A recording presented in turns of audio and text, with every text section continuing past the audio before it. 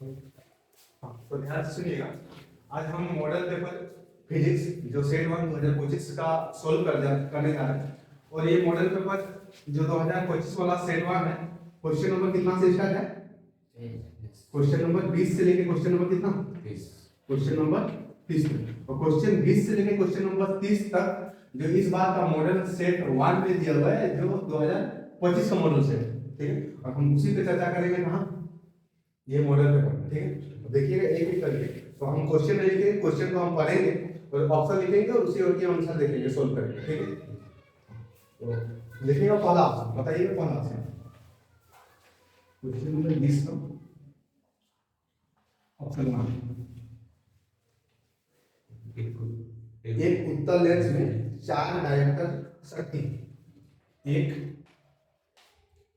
उत्तल लेंस में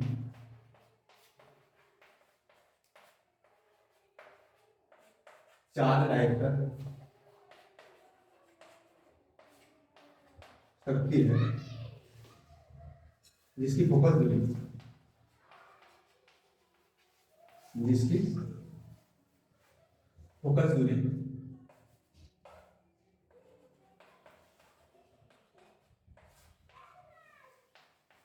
कितनी है?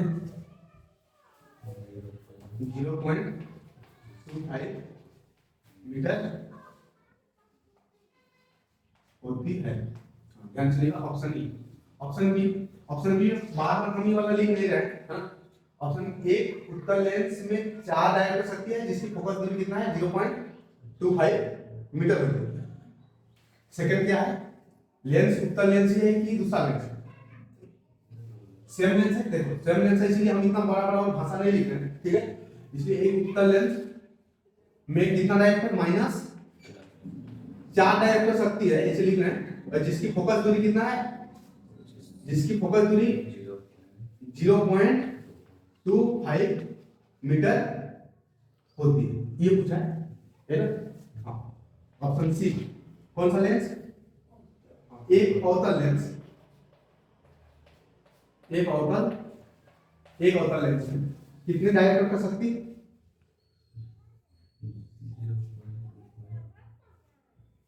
शक्ति 4 डायरेक्टर। ध्यान से देखो, 4 डायरेक्टर शक्ति होती है। और जिसकी फोकस दूरी कितना?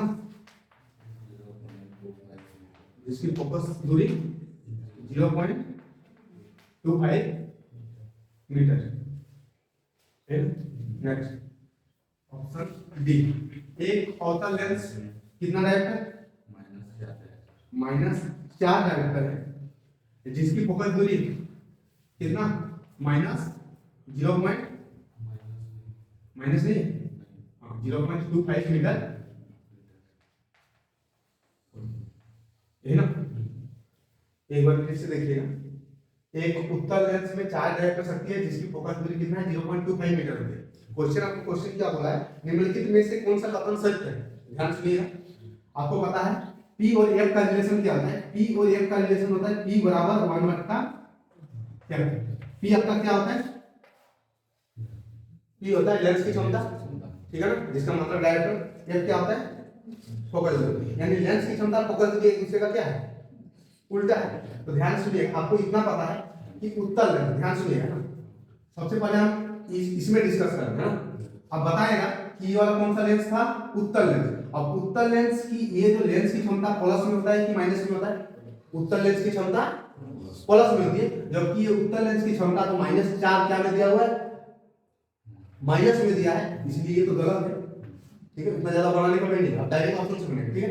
अब नेक्स्ट देखो, आपको पता है कि अवतल लेंस की जो क्षमता है, अवतल लेंस की जो ये P होता है, पढ़े हैं कि अवतल लेंस की क्षमता क्या होता है? ऋणात्मक होता है। और जबकि यहाँ क्या दिया हुआ है? धनात्मक में दिया हुआ है, इसलिए ये ऑप्शन अपना गलत है। अब बाकी इस दो में चर्चा कर रहे हैं, ध्यान से सुनिएगा। ऑप्शन डी में पहले चर्चा कर रहे हैं। आपको पता है कि अवतल लेंस की जो ये -4 डायरेक्टर है, कि अवतल लेंस की क्षमता -4, मतलब माइनस होता है इसका साइन।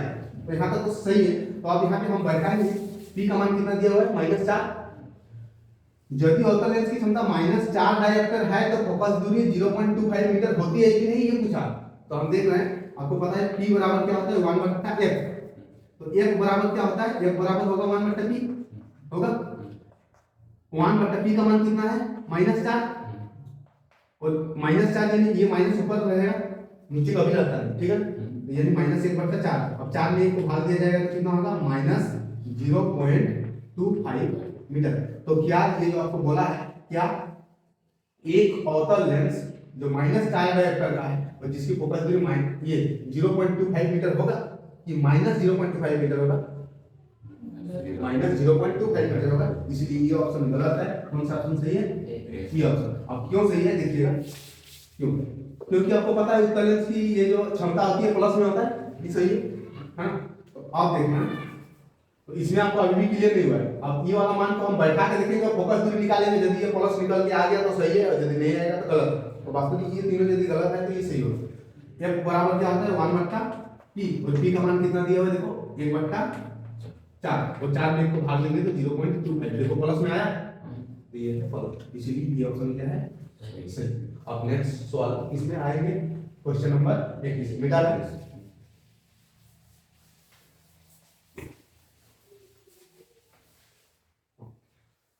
क्वेश्चन नंबर 21, पहले हम ऑप्शन में चर्चा कर रहे हैं, उसके बाद क्वेश्चन बताएंगे, ठीक है। ऑप्शन क्या है, केवल अवतल लेंस, केवल अवतल दर्पण। ऑप्शन बी केवल उत्तल दर्पण, सही है। ऑप्शन सी देखना थोड़ा, ऑप्शन सी केवल उत्तल lens. Option D, option D क्या, अवतल अवतल दर्पण, उत्तल दर्पण, अवतल लेंस, अवतल लेंस, उत्तल लेंस। तो ध्यान सुनिएगा, आप क्लास 10th का अब जो फिजिक्स का पहला ही चैप्टर है, फिजिक्स का पहला ही चैप्टर में है कि ये सब आपका वहां पे दर्पण का एक चैप्टर था ना, तो उसी में हम पढ़े होंगे कि अवतल दर्पण हो, उत्तल क्या हो, उत्तल दर्पण, चाहे उत्तल लेंस या फिर अवतल दर्पण, कौन सा बचा, ये अवतल लेंस और क्या बचा, उत्तल लेंस। कहने का मतलब चाल में, यदि हम चालों में चर्चा करेंगे तो आपको पता है कि चाल में यदि वस्तु को कहीं भी रखेंगे, कहीं का मतलब यदि आप अनंत पे रख रहे हैं, चाहे दर्पण हो चाहे लेंस हो, या फिर अवतल दर्पण हो या फिर क्या हो लेंस हो, यदि वस्तु अनंत पे रहेगा तो प्रतिबिंब का साइज क्या होगा, अत्यधिक छोटा, बहुत छोटा होगा, ठीक है ना। यदि मान लीजिए यदि हम उत्तल अवतल दर्पण, सॉरी अवतल दर्पण में यदि चर्चा कर रहे हैं, तो अवतल दर्पण में यदि क्या वस्तु को यदि अनंत पे रखेंगे तो आप पढ़े होंगे कि वे जो प्रतिबिंब का साइज क्या होता है, एकदम बिंदु साइज का होता है, अर्थात एकदम छोटा होता है। तो कौन सा होगा, और आपका क्वेश्चन ही क्या होगा, ध्यान से सुनिएगा, क्वेश्चन क्या होगा, क्वेश्चन पहले देखिए, निम्नलिखित में से किसमें अनंत पर रखी गई वस्तु का प्रतिबिंब अत्यधिक छोटा और बिंदु आकार का होता है। कहने का मतलब चारों ऐसा केस है, चारों केस में यदि आप वस्तु को अनंत में रखेंगे तो क्या होगा, बिंदु साइज या अत्यधिक छोटा साइज का आपका प्रतिबिंब दिखाई देगा, मतलब ये चारों केस, ठीक है ना। तो कौन सा है जिसमें चारों केस लगा हुआ है, ऑप्शन डी, ठीक है। नेक्स्ट नंबर में देखना, क्वेश्चन नंबर कितना 22, यहाँ तक कोई दिक्कत नहीं ना। दर्पण के चारों केस में से यदि वस्तु को अनंत पे रखा जाएगा तो प्रतिबिंब का साइज क्या होगा, बहुत छोटा होगा या फिर बिंदु साइज का, ठीक है।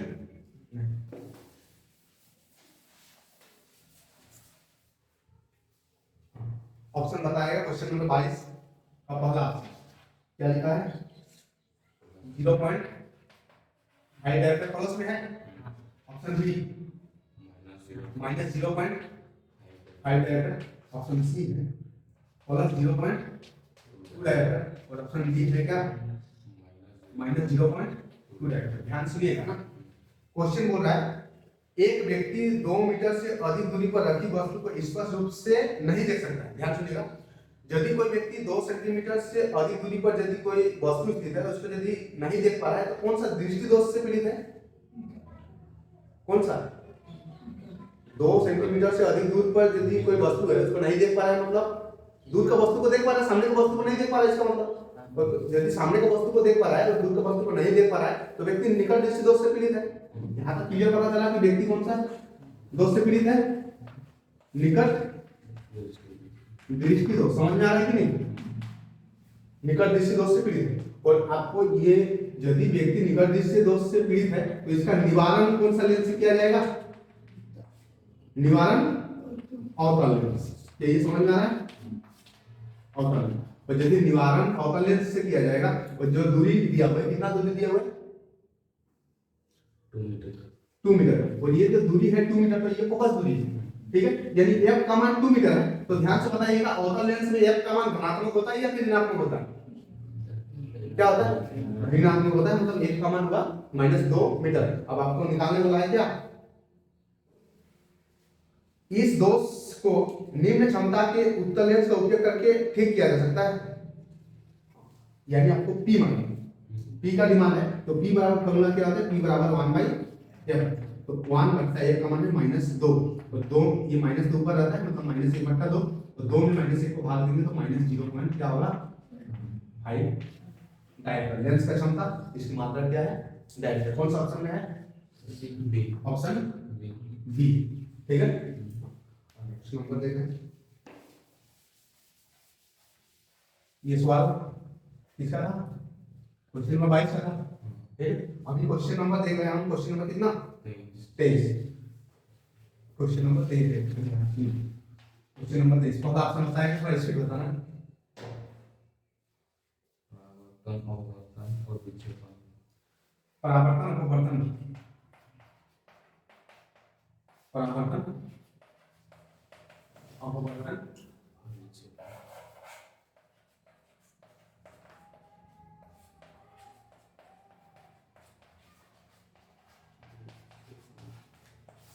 सेकंड ऑप्शन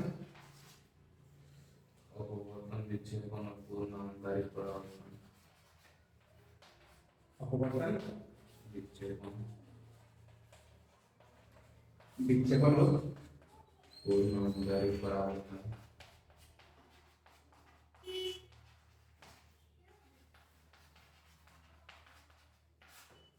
ऑप्शन सी अपवर्तन विक्षेपण।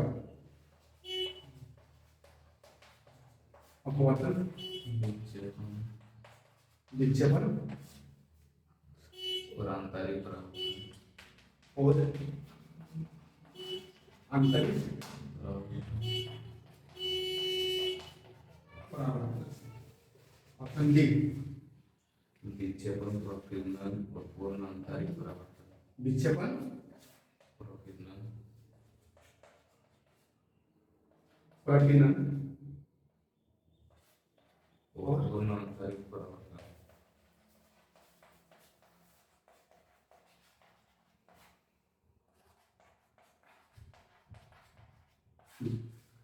ध्यान सुनिएगा। सवाल है कि प्रकाश की निम्नलिखित में से कौन सी घटनाएं इंद्रधनुष के निर्माण में शामिल है?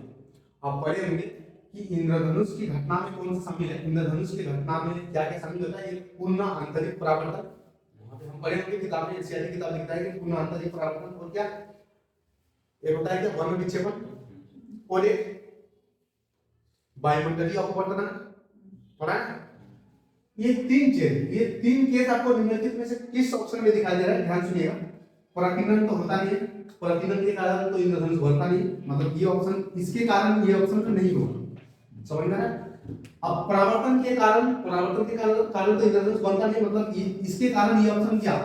आप ध्यान सुनिएगा, ये 2 ऑप्शन में से तो 2 ऑप्शन में से हम टुडे में डायरेक्टली ऑप्शन ये मिलता है, पूर्ण आंतरिक परावर्तन रहता है, एक विक्षेपण रहता है, एक अपवर्तन रहता है, ठीक है ना। टुडे के अनुसार देखिएगा तो ये सही हो जाना चाहिए, ठीक है। यानी ऐसा यदि आपको 2 केस यदि मिल जाए, ठीक है, यदि ये वाला ऑप्शन नहीं रहता तो इस ऑप्शन को मारते हैं, लेकिन यदि ऐसा दोनों ऑप्शन रहे और यदि सिर्फ आंतरिक परावर्तन रहे, उस केस में आंतरिक परावर्तन को मानना है। यानी ऑप्शन क्या? यानी फर्स्ट परफॉर्मेंस, जो फर्स्ट प्रायोरिटी मानना है, प्रथम प्राथमिकता किसको देना है?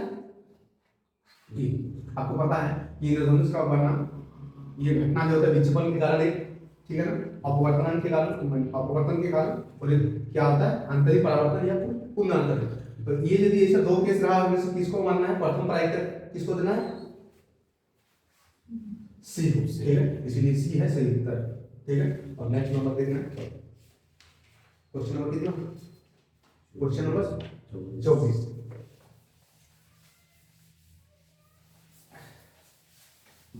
क्वेश्चन नंबर 24, क्वेश्चन नंबर 24 का पहला ऑप्शन, ऑप्शन ए 1/, कितना हो, 5। ऑप्शन बी 1/25 ओम। ऑप्शन सी 1/10 ओम। ऑप्शन डी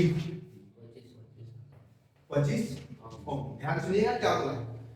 क्वेश्चन है क्वेश्चन नंबर 24, क्वेश्चन नंबर 24 का क्वेश्चन बोल रहा है 1/5 ओम वाले 5 प्रतिरोधकों का उपयोग करके कौन सा न्यूनतम प्रतिरोध बनाया जा सकता है। ध्यान सुनिए, यदि आपको न्यूनतम प्रतिरोध बनाना है, क्या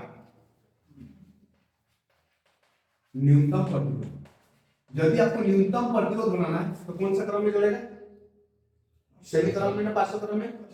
यदि आपको न्यूनतम प्रतिरोध बनाना है तो जोड़ना होगा किसमें, पार्श्व क्रम। ये आपको पूरा डिटेल से पढ़ाया गया है, ठीक है ना।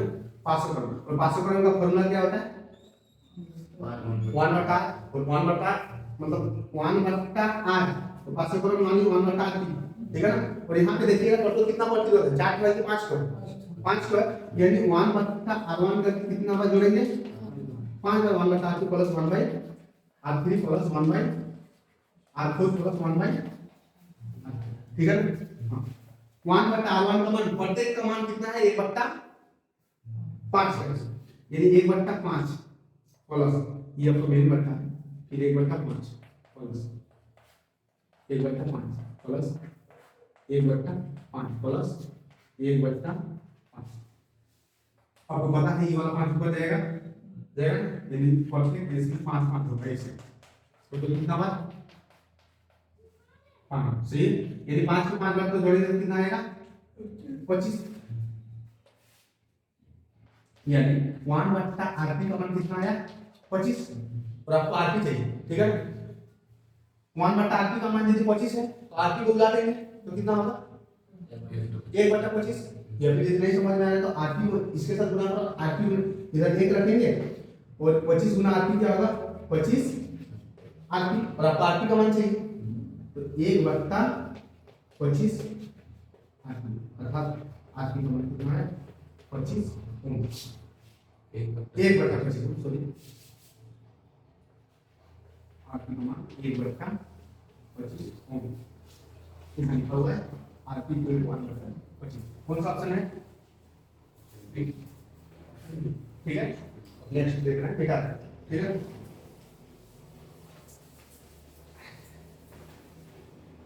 कितना सवाल, क्वेश्चन 25, क्वेश्चन 25 पहला ऑप्शन, पदार्थ बदल दिया जाए, पदार्थ बदल दिया जाए। ऑप्शन बी तापमान बदल दिए, तापमान बदल दिया जाए, तापमान बदल दिया जाए। ऑप्शन सी प्रतिरोधक का आकार बदल दीजिए, प्रतिरोधक का आकार बदल दिया जाए।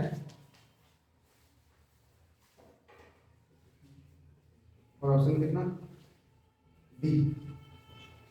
ऑप्शन डी क्या है, पदार्थ और तापमान दोनों बदल दिया जाए ना, पदार्थ और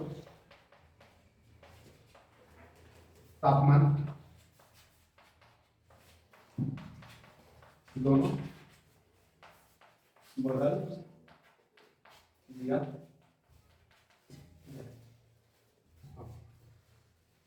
देखो प्रतिरोधकता नहीं बदलती है, क्वेश्चन है यहाँ जो क्वेश्चन 25 है ना, क्वेश्चन 25 लिखा हुआ है कि प्रतिरोधकता नहीं बदलती है। यदि ध्यान सुनिएगा, यदि हम पदार्थ को बदल देंगे तो क्या प्रतिरोधकता में चेंजेस नहीं होगा, होगा कि नहीं। अब देखो यदि पदार्थ यदि आप पढ़े होंगे कि सोना का अलग प्रतिरोधकता होता है, चांदी का अलग होता है, तो कहने का मतलब यदि पदार्थ में चेंजेस कर रहे हैं तो प्रतिरोधकता में बदलेगा कि नहीं बदलेगा, मतलब ये क्वेश्चन क्या है, प्रतिरोधकता नहीं बदलती है बोला, तो क्या इसमें प्रतिरोधकता नहीं बदलेगी कि बदलेगा, इसमें बदलेगा। यदि पदार्थ बदल दिया जाए तो क्या होगा, बदलेगा। यदि ये ऑप्शन तो सही नहीं है, आपको पता है वहां पे लिखे भी है कि तापमान बदल देने से भी प्रतिरोधकता बदलता है, इसीलिए ये भी ऑप्शन क्या होगा, ये ऑप्शन नहीं होगा। अब देखना है ये प्रतिरोधक की आकार बदल दिया जाए तो क्या नहीं बदलेगा, देखना है ध्यान से क्या ये सही है कि नहीं।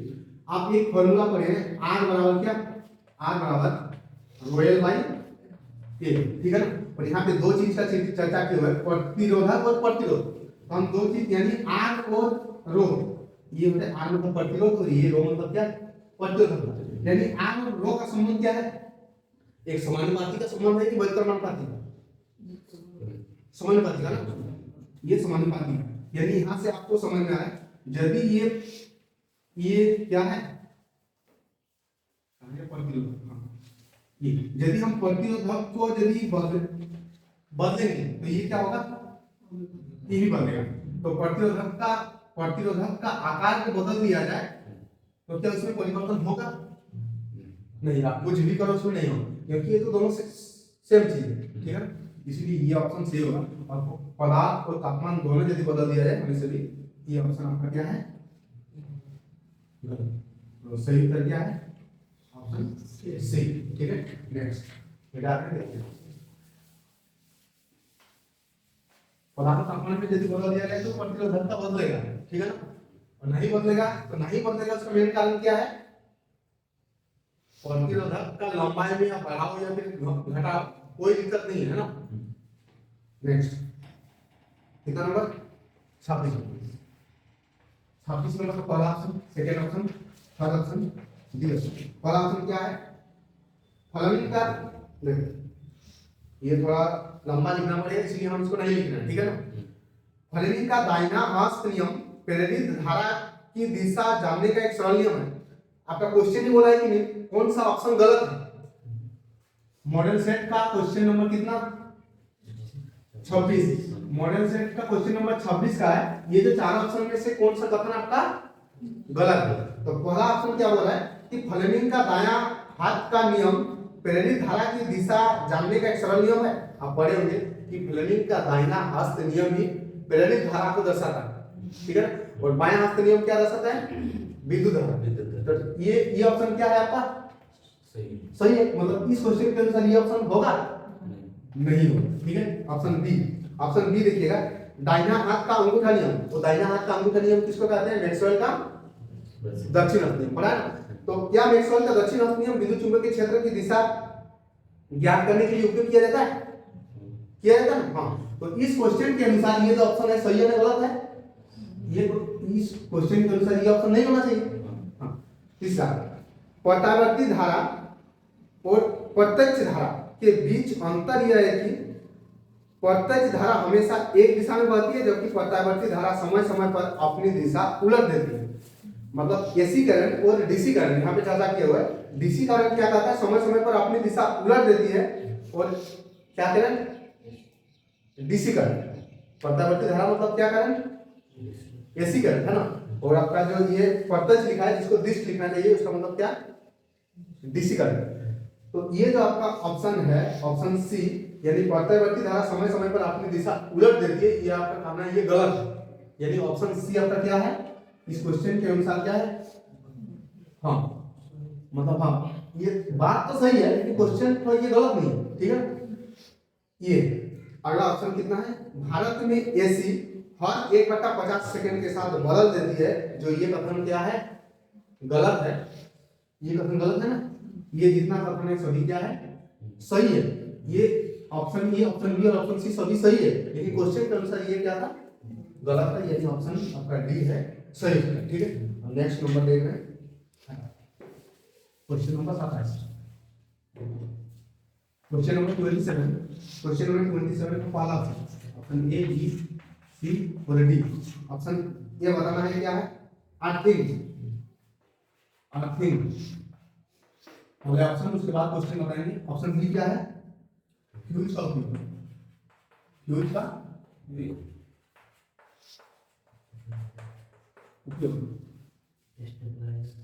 स्टेबलाइजर का उपयोग ना, स्टेबलाइजर का उपयोग,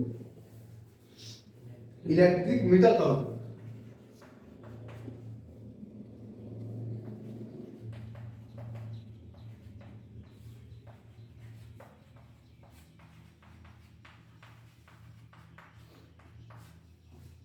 अब क्वेश्चन क्या बोला है, ध्यान सुनिएगा। घरेलू उपकरण जो आप घर में यूज करते हैं उससे सामान को शॉर्ट सर्किट या ओवरलोडिंग से बचाने के लिए इस्तेमाल की जाने वाली सबसे महत्वपूर्ण सुरक्षा विधि क्या है?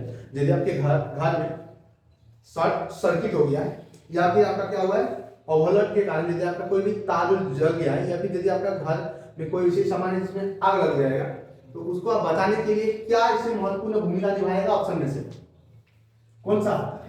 आपको फ्यूज लगा के रखना होगा, ये ऑप्शन आपका सही है। ठीक है ना। अब नेक्स्ट देख रहे हैं क्वेश्चन नंबर कितना? Question number 28। Question number 28।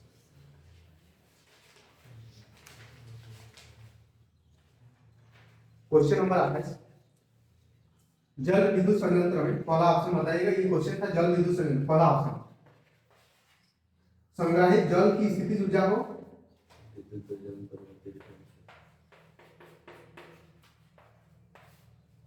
संग्रहित जल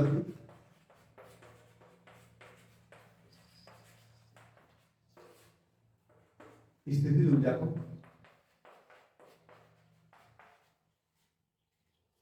विद्युत ऊर्जा में परिवर्तित किया जाता है।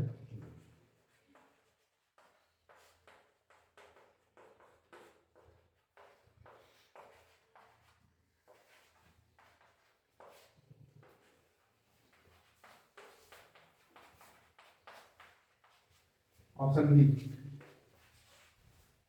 ऑप्शन बी क्या है? संग्रहित जल की गतिज ऊर्जा को स्थितिज ऊर्जा में परिवर्तित किया जाता है। ऑप्शन सी है जल से विद्युत निकाली जाती है। ऑप्शन डी है विद्युत उत्पन्न करने के लिए जल को भाप में परिवर्तित किया जाता है। ध्यान सुनिए, हम इतना ऑप्शन लिख नहीं रहे हैं, ऑप्शन थोड़ा सा बड़ा बना है।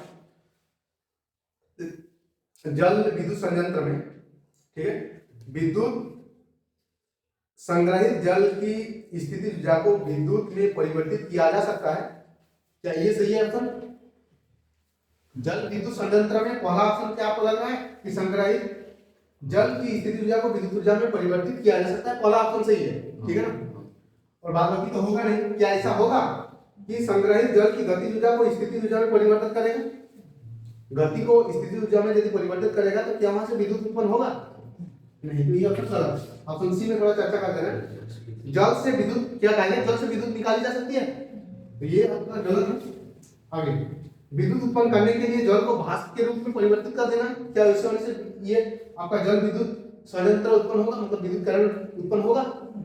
ये भी ऑप्शन बी, ठीक है। अगला क्वेश्चन नंबर 29, उसके बाद एक लास्ट, ठीक है। क्वेश्चन नंबर 29 क्या होगा? पहला ऑप्शन बताएगा, ऑप्शन बता दो। अपघटक और क्या है? उत्पादक। उत्पादक और सी शाकाहारी और डी मांसाहारी। क्वेश्चन क्या बोल रहा है? वे जीव जो विकिरण ऊर्जा का उपयोग करके अकार्बनिक यौगिक से कार्बोहाइड्रेट का संश्लेषण करते हैं उन्हें कहा जाता है। देखो, जो अकार्बनिक यौगिक से जो कार्बोहाइड्रेट प्राप्त करता है, आपको ये तो पता है कि शाकाहारी और मांसाहारी तो होगा नहीं, क्योंकि आप पढ़े, अब दो में फंसिएगा और घटक और उत्पादन। तो अकार्बनिक यौगिक को कार्बोहाइड्रेट में कौन परिवर्तन करता है? उत्पादक न अपघटक, उत्पादक। और इस अपघटक का काम क्या है? और कार्बनिक यौगिक नहीं, इसका क्या काम है? कार्बनिक यौगिक का, कार्बनिक का किसमें? और कार्बनिक में, हाँ, इसमें है ना, यानी फॉर्मूले लिखा हुआ है ये।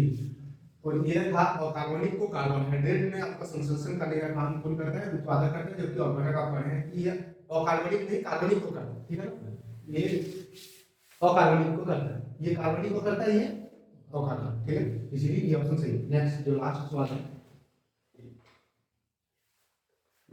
क्वेश्चन नंबर कितना, ये था क्वेश्चन नंबर 29, ये था क्वेश्चन नंबर 29। क्वेश्चन नंबर देखेंगे कितना, 30। क्वेश्चन नंबर 30 का पहला ऑप्शन, सेकंड ऑप्शन, थर्ड और फोर्थ ऑप्शन, ठीक है। चिपको आंदोलन द्वारा दिया गया महत्वपूर्ण संदेश है, ये तो सोशल साइंस का क्वेश्चन है, इसमें तो कोई देखना ही नहीं है, डायरेक्ट इसको हम लिख नहीं रहे, ऑप्शन से बता रहे हैं। वन संरक्षण प्रयासों में समुदाय को शामिल करना, यही ऑप्शन सही है, पहला ही ऑप्शन सही है और बाकी तीनों ऑप्शन गलत है, ठीक है ना, चिपको आंदोलन से रिलेटेड, इसलिए ये सब हम आप चर्चा भी नहीं कर रहे हैं। हाँ, तो नेक्स्ट क्लास में देखेंगे कौन सा, सिर्फ केमिस्ट्री है, अभी तो सिर्फ मॉडल, ये जो मॉडल सेट 1 है 2025 का, इसमें सिर्फ फिजिक्स कंप्लीट किए 10 और उसके बाद इससे नेक्स्ट क्लास में देखेंगे कौन सा, केमिस्ट्री, ठीक है।